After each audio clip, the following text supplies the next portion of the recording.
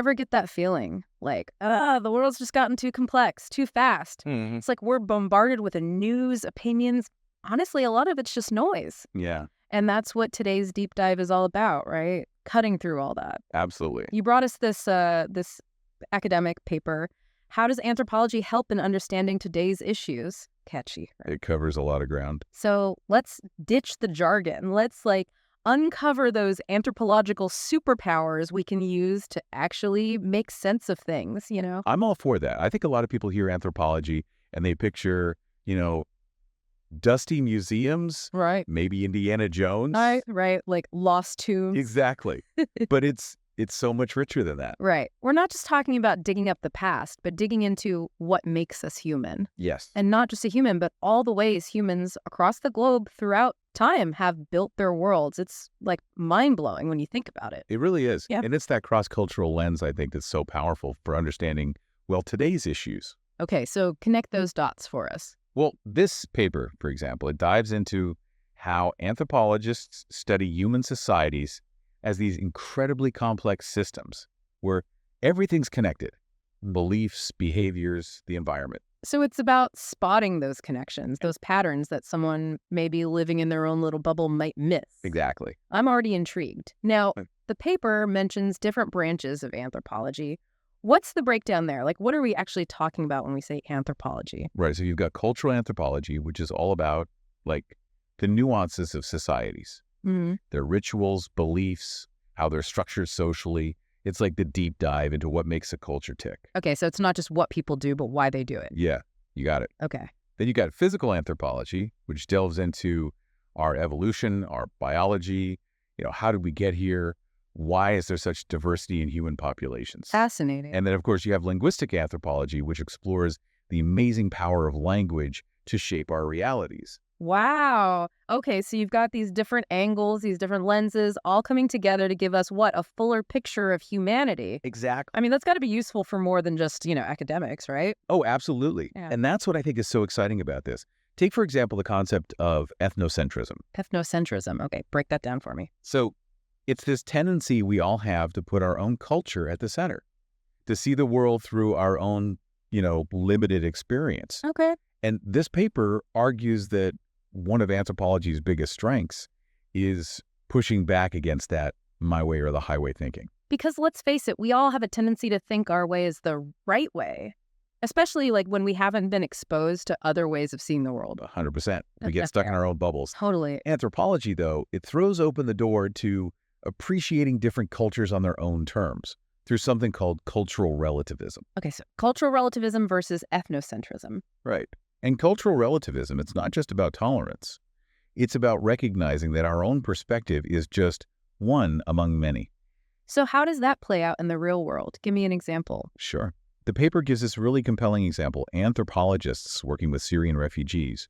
And what they found was that even amidst the upheaval of displacement, these families were finding ways to maintain their traditions, their cultural practices. So it's about resilience, about culture as a source of strength, even in the face of just enormous challenges. Yes. This is already making me think about how we approach cultural difference in our own lives, like all those little judgments we make without even realizing it. It makes you think, right? It does. And that's just scratching the surface.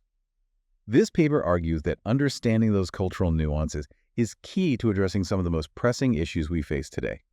Take, for instance, the issue of poverty. We tend to think of poverty as this simple lack of resources, right? Mm-hmm. But this paper is saying that anthropologists, they see it as so much more than that. Yeah, anthropologists, they approach it as a complex social phenomenon shaped by all these factors beyond just, economics. Okay. They're looking at history, power structures within a society, Mm. even cultural beliefs about wealth and success. Okay, so walk me through that. How can culture itself impact something like poverty? Well, think about it this way.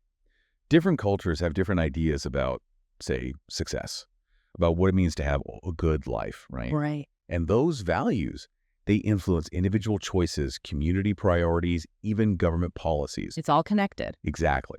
And this paper, it gives this fascinating example of anthropological work in India.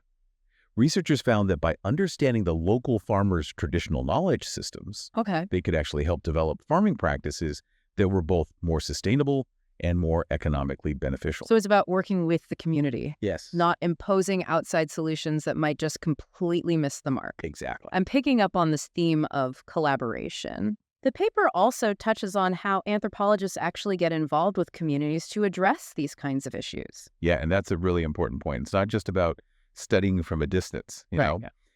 Many anthropologists believe in what's called participatory action research. So they're working directly with communities to understand their needs, co-create solutions, and ultimately advocate for change.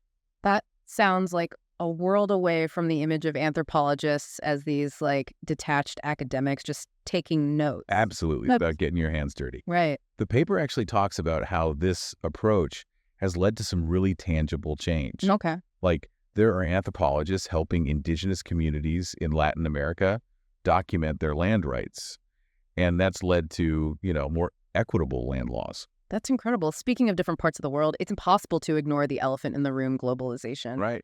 How does anthropology help us make sense of a world that's more interconnected than ever? Oh, man, that's the million-dollar question. It's something that anthropologists are grappling with constantly. Yeah. And it's a two-sided coin, really. On the one hand, there's this concern that globalization is leading to cultural homogenization, where, everyone's listening to the same music, wearing the same brands. Right. Like the world's becoming this big melting pot and maybe losing some of its unique flavors along the way. In a way, yes. Yeah. But here's the other side. Anthropology also shows us how incredibly resilient cultures are.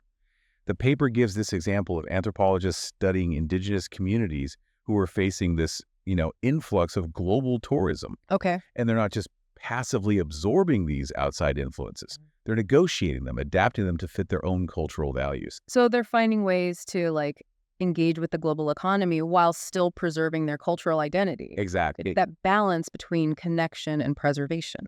Yes. And that tension, that negotiation, is where things get really, really interesting. Yeah. Because it forces us to ask, what parts of our culture do we want to hold on to tightly? And what parts are we open to evolving?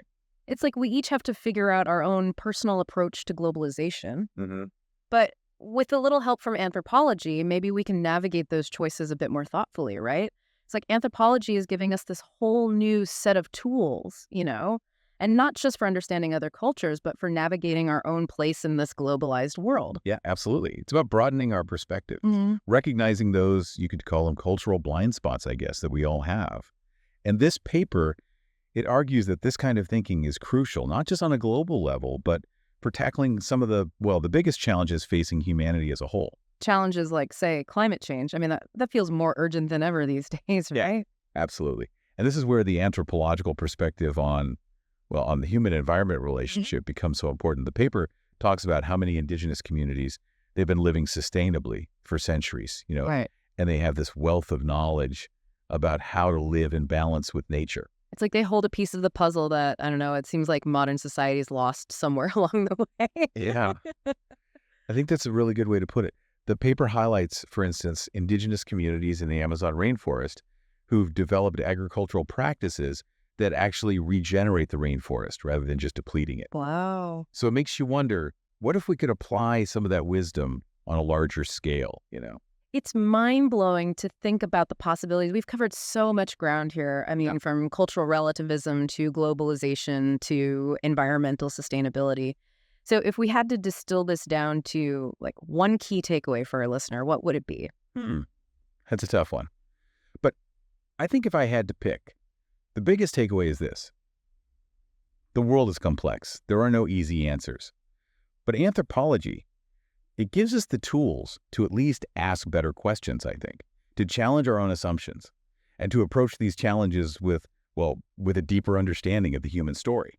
It's like that saying, the more you learn, the more you realize you don't know, but in a good way, right? Exactly. It's about embracing that curiosity, that openness to new ways of seeing the world. Love it. On that note, this has definitely given me a lot to think about. Is there a final thought, a question, something our listener can kind of ponder as they go about their day? How about this? As you encounter different perspectives, different opinions today, try to, approach them through an anthropological lens. Instead of immediately judging, just ask yourself, what might have shaped that person's worldview? What can I learn from their perspective, even if I don't agree with it? That's such a powerful challenge and a perfect note to end on. So, to our listener, thank you so much for joining us on this deep dive into the world of anthropology. We hope it sparked your curiosity and given you some new tools for understanding our increasingly complex world.